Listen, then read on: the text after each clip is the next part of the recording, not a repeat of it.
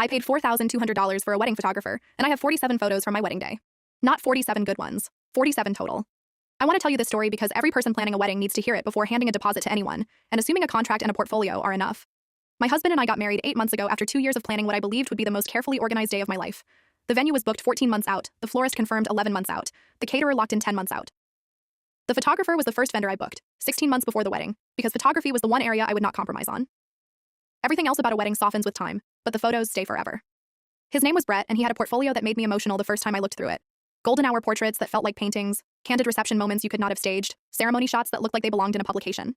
His reviews were almost entirely glowing, his contract was detailed, and his communication in the 16 months between booking and the wedding was consistent, and gave me no reason to feel anything other than confident.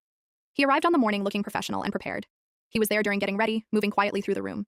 He was positioned perfectly during the ceremony and moved through the reception with efficiency that I kept noticing and feeling grateful for, because it meant I did not have to think about it. And thinking about it was the last thing I wanted to be doing. We danced our first dance, we gave speeches that made people cry, we cut the cake. Our parents danced with us, and I thought at least 3 times during that evening that whoever was watching this back in photographs someday was going to feel exactly what we felt in those moments.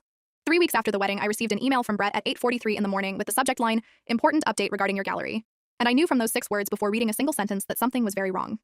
He wrote that a technical issue had occurred with his primary camera during the reception, and that his backup card had also experienced a formatting error, and that despite his best efforts, he had only recovered a limited number of images. 47 photos. All from the getting ready portion of the morning, and a handful from the ceremony. The first dance was gone. The speeches were gone. The cake cutting was gone. Every candid moment from 4 hours of reception was gone. He said he was deeply sorry and wanted to discuss next steps when I was ready. He sent this to me in an email, 3 weeks after my wedding. I read it twice, put my phone face down on the counter and sat there for a very long time. Part 2 coming soon.